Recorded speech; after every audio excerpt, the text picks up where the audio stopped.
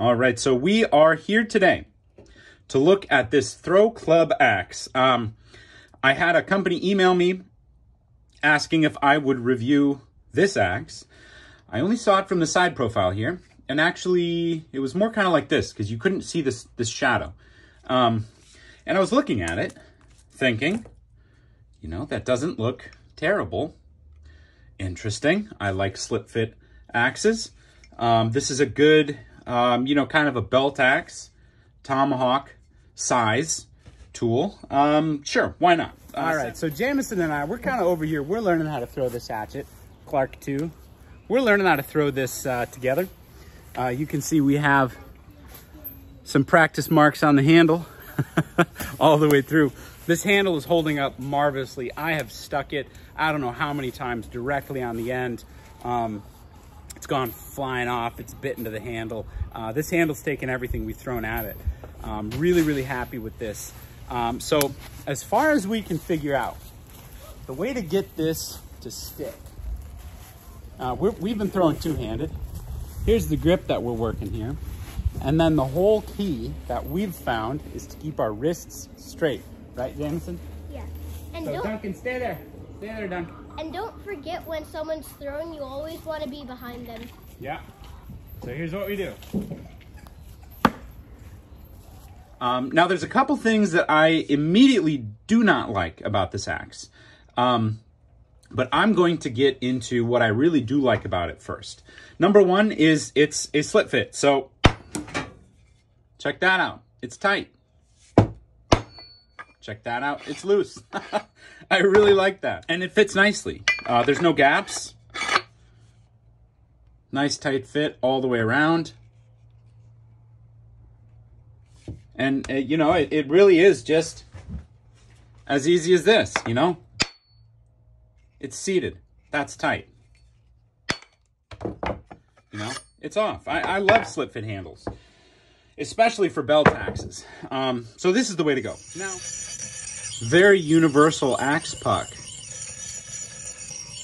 You'll see what kind of edge I can get with with 4400. This printing is making it slick. I wish they wouldn't have done that.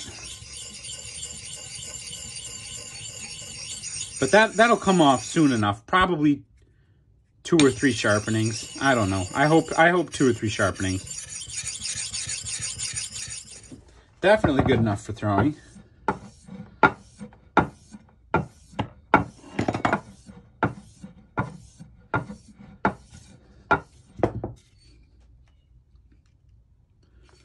Nice. I like that. This is not bad steel. You know, I'm actually pleasantly surprised. I was thinking about doing all kinds of evil things to this axe to test it for its durability, but, you know, thinking that it would be just something to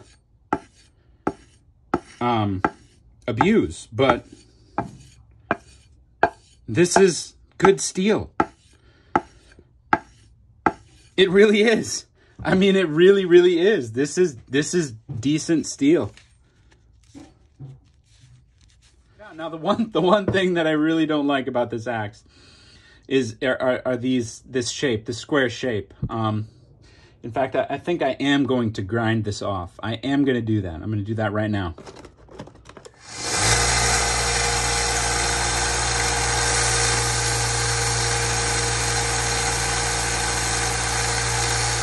You know what I just discovered?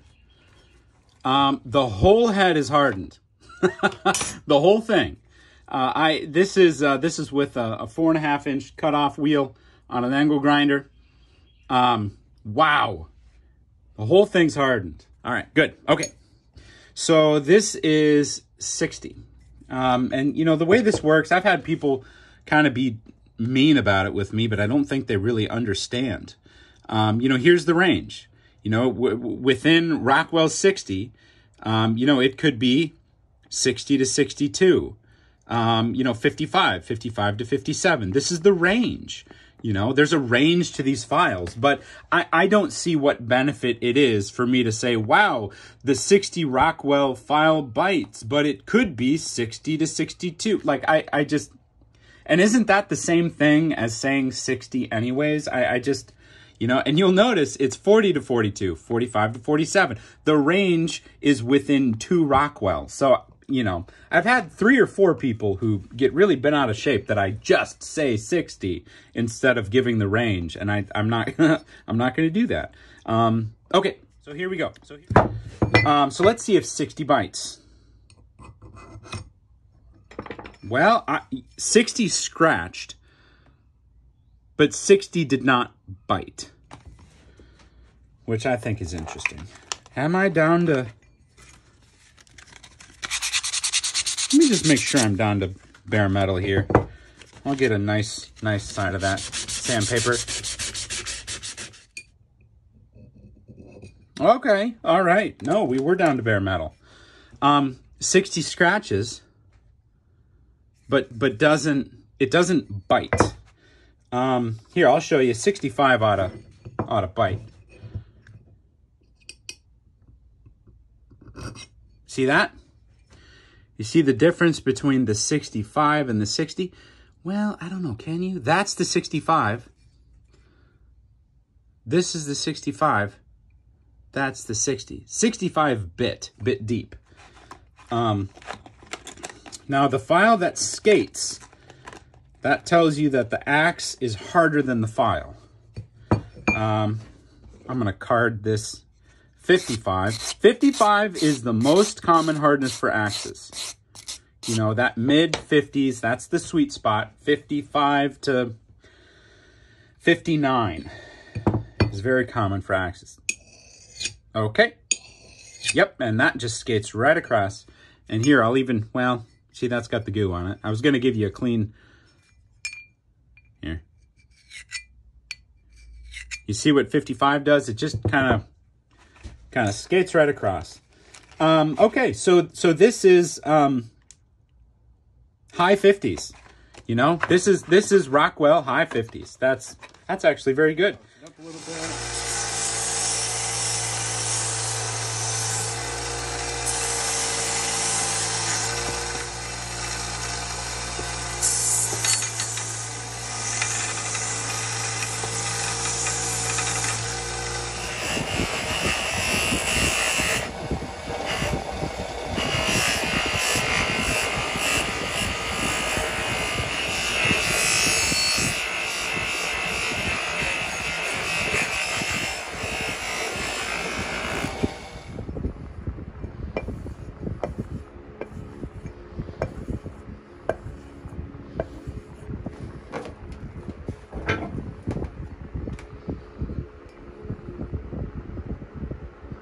Now this handle sanded whiter than any oak that I have ever worked with. It's a pale color.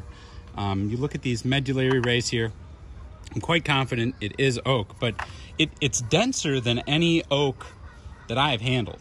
This is a really good piece of wood. I can tell you that much.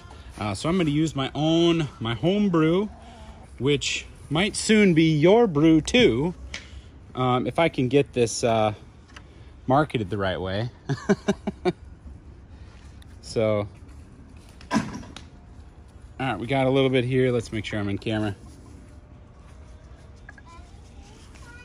Sure, yeah, bring it out here. All right, so here we go.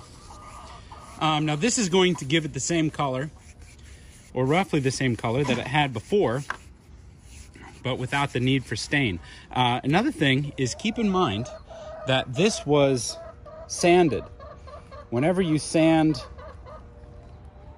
lacquer off of wood, it just doesn't quite take stain in the same way. So this handle would be even darker if it hadn't been lacquered first before I'm treating it.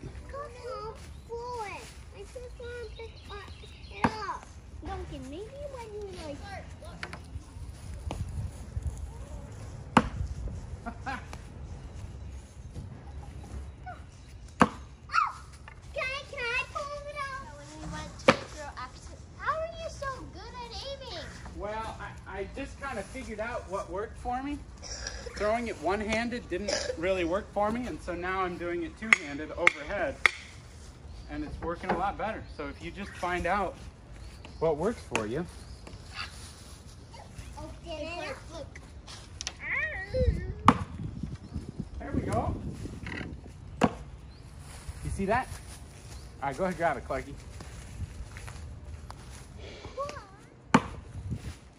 Oh. Go ahead. Nice!